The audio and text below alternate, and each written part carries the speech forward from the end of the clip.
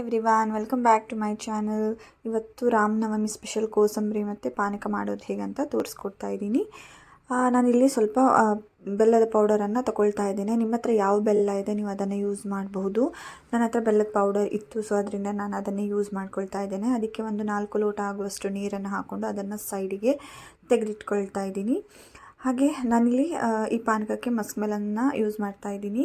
ಈ ಮಸ್ಕ್ ಮೆಲನ್ನ ನಾನಿಲ್ಲಿ ಅರ್ಧ ಮಸ್ಕ್ ಮೆಲನ್ನ ಮಾತ್ರ ಯೂಸ್ ಮಾಡ್ಕೊಳ್ತಾ ಇದ್ದೀನಿ, ಅಷ್ಟೇ ಸಾಕಾಗುತ್ತೆ. ಹಾಗೆ ಮಧ್ಯದಲ್ಲಿ ಏನು ಸೀಡ್ಸ್ ಇದೆ ಅದನ್ನೆಲ್ಲ ರಿಮೂವ್ ಮಾಡಿಕೊಂಡು ನಾನು ಏನು ಹಣ್ಣಿದೆ ಅದನ್ನೆಲ್ಲ ತೆಗೆದಿಟ್ಕೊಳ್ತಾ ಇದ್ದೇನೆ. ಹಾಗೆ ಸ್ವಲ್ಪ ಹಣ್ಣನ್ನು ತೆಗೆದು ಸೈಡಿಗೆ ಸಹ ಇಟ್ಕೊಳ್ತಾ ಇದ್ದೇನೆ, ಚಿಕ್ಕದಾಗಿ ಕಟ್ ಮಾಡಿ ಇಟ್ಕೊಳ್ತಾ ಇದ್ದೇನೆ. ಮತ್ತು ಇರುವಂಥ ಹಣ್ಣನ್ನು ನಾನು ಒಂದು ಮಿಕ್ಸಿ ಜಾರಿಗೆ ಹಾಕಿಬಿಟ್ಟು ಇದನ್ನು ರುಬ್ಕೊಂಡು ಬರ್ತಾ ಇದ್ದೀನಿ.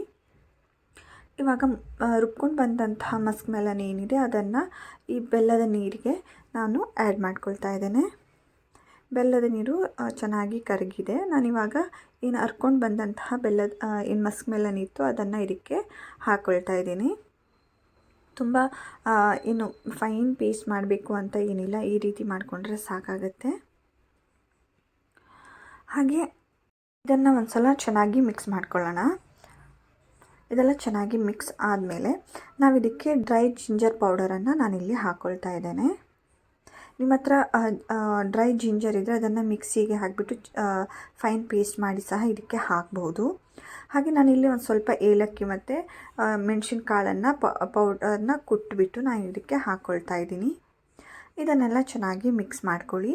ಈ ಪಾನಕ ತುಂಬಾ ದೇಹಕ್ಕೆ ತುಂಬಾ ಒಳ್ಳೆಯದು. ಹಾಗೆ ರಾಮನಿಗೆ ತುಂಬ ಪ್ರಿಯವಾದ ಪಾನಕ ಅಂತಲೇ ಹೇಳ್ತಾರೆ. ಈ ರಾಮನವಮಿಗೆ ಏನು ಪಾನಕನೇ ಸ್ಪೆಷಲ್ಲು. ಹಾಗೆ ಕೋಸಂಬರಿ, ಪಾನಕ, ಮಜ್ಜಿಗೆ ಅಂತ ಮಾಡ್ತಾರೆ. ನಾನಿಲ್ಲಿ ಪಾನಕ ಮತ್ತು ಕೋಸಂಬರಿಯನ್ನು ಮಾಡ್ತಾಯಿದ್ದೀನಿ. ಇವಾಗ ಇದಕ್ಕೆ ಚಿಕ್ಕದಾಗಿ ಕಟ್ ಮಾಡಿಟ್ಕೊಂಡಂತಹ ಮಸ್ಕ್ ಮೆಲನ್ ಏನಿತ್ತು ಅದನ್ನು ಸಹ ನಾನು ಇದಕ್ಕೆ ಆ್ಯಡ್ ಮಾಡ್ಕೊಳ್ತಾ ಇದ್ದೇನೆ. ಇದಕ್ಕೆ ನೀವು ಲಾಸ್ಟಿಗೆ ಸರ್ವ್ ಮಾಡಬೇಕಾದ್ರೆ ಸ್ವಲ್ಪ ಲೆಮನನ್ನು ಹಿಂಡ್ಕೊಳ್ಬೋದು, ತುಂಬ ಟೇಸ್ಟಿಯಾಗಿ ಬರುತ್ತೆ. ನಾನಿಲ್ಲಿ ಒಂದು ತುಳಸಿ ಎಲೆಯನ್ನು ಇಟ್ಬಿಟ್ಟು ನಾನು ಇದನ್ನು ಮಿಕ್ಸ್ ಮಾಡಿ ಇದನ್ನು ನೈವೇದ್ಯಕ್ಕೆ ಹೀಗೆ ಇಡ್ತಾಯಿದ್ದೀನಿ. ಪಾನಕ ತುಂಬಾ ಚೆನ್ನಾಗಿ ಬಂದಿದೆ. ಇವಾಗ ಈ ಬೆಲ್ಲದ ಪಾನಕ ರೆಡಿಯಾಗಿದೆ.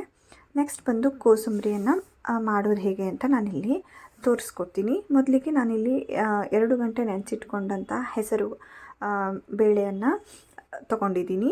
ಹಾಗೆ ಸ್ವಲ್ಪ ಸೌತೆಕಾಯಿನ ಚಿಕ್ಕದಾಗಿ ಕಟ್ ಮಾಡಿ ಇಟ್ಕೊಂಡಿದ್ದೀನಿ. ಹಾಗೆ ಒಂದು ಸ್ವಲ್ಪ ಮಾವಿನಕಾಯಿ ತುರಿಯನ್ನು ಸಹ ಇದಕ್ಕೆ ಹಾಕ್ಕೊಂಡು ಸ್ವಲ್ಪ ದಾಳಿಂಬೆಯನ್ನು ಹಾಕ್ಕೊಳ್ತಾ ಇದ್ದೇನೆ. ಅದ್ರ ಜೊತೆಗೆ ಸ್ವಲ್ಪ ತೆಂಗಿನಕಾಯಿ ತುರಿಯನ್ನು ಹಾಕ್ಕೊಳ್ತಾ ಇದ್ದೀನಿ. ಇದನ್ನೆಲ್ಲ ಒಂದು ಸಲ ಚೆನ್ನಾಗಿ ಮಿಕ್ಸ್ ಮಾಡ್ಕೊಳ್ಳಿ. ಸ್ವಲ್ಪ ಅರಿಶಿಣವನ್ನು ನಾನಿಲ್ಲಿ ಹಾಕ್ಕೊಂಡಿದ್ದೀನಿ ಕಲರ್ ಬರಲಿ ಅಂತ. ಇದು ಬಂದು ಆಪ್ಷನಲ್ಲು. ಹಾಗೆ ಸ್ವಲ್ಪ ರುಚಿಗೆ ತಕ್ಕಷ್ಟು ಉಪ್ಪನ್ನು ಹಾಕಿಬಿಟ್ಟು ಇದನ್ನು ಚೆನ್ನಾಗಿ ಮಿಕ್ಸ್ ಮಾಡ್ಕೊಳ್ತಾ ಇದ್ದೇನೆ. ಇದನ್ನು ಚೆನ್ನಾಗಿ ಮಿಕ್ಸ್ ಮಾಡ್ಕೊಳ್ಳಿ. ಹಾಗೆ ಇದಕ್ಕೆ ಒಗ್ಗರಣೆಯನ್ನು ಕೊಡಬೇಕು. ಇದಕ್ಕೆ ಒಗ್ಗರಣೆಯನ್ನು ತುಪ್ಪದಲ್ಲೇ ಒಗ್ಗರಣೆಯನ್ನು ಕೊಡಬೇಕು. ಸೊ ಅದರಿಂದ ಒಗ್ಗರಣೆಗೆ ನಾನು ರೆಡಿ ಮಾಡ್ಕೊಳ್ತಾ ಇದ್ದೇನೆ. ಇದನ್ನೆಲ್ಲ ಚೆನ್ನಾಗಿ ಮಿಕ್ಸ್ ಮಾಡ್ಕೊಳ್ಳಿ. ಹಾಗೆ ಉಪ್ಪು ಹಾಕಿರೋದ್ರಿಂದ ಸೌತೆಕಾಯಿ ಸ್ವಲ್ಪ ನೀರು ಬಿಡುತ್ತೆ. ಅದರಿಂದ ಇದನ್ನು ಸ್ವಲ್ಪ ಚೆನ್ನಾಗಿ ಮಿಕ್ಸ್ ಮಾಡ್ಕೊಳ್ಳಿ. ಏನು ತೆಂಗಿನಕಾಯಿ ತುರಿ ಇದೆ ಅದೆಲ್ಲ ನೀರನ್ನು ಸ್ವಲ್ಪ ಹೀರ್ಕೊಳ್ಳುತ್ತೆ.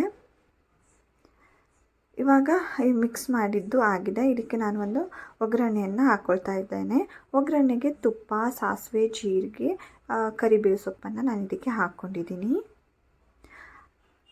ಇದನ್ನು ಸಹ ಚೆನ್ನಾಗಿ ಮಿಕ್ಸ್ ಮಾಡ್ಕೊಳ್ತಾ ಇದ್ದೇನೆ. ಈ ಹೆಸರು ಬೇಳೆ ಏನು ಕೋಸಂಬರಿ ಇದೆ ಇದು ಇವಾಗ ರೆಡಿಯಾಗಿದೆ. ನೀವೇ ನೋಡ್ಬೋದು ಎಷ್ಟು ಚೆನ್ನಾಗಿ ಕಲರ್ ಬಂದಿದೆ ಅಂತ. ಇದು ಅರಿಶಿನ ಹಾಕೋದ್ರಿಂದ ಈ ರೀತಿ ಚೆನ್ನಾಗಿ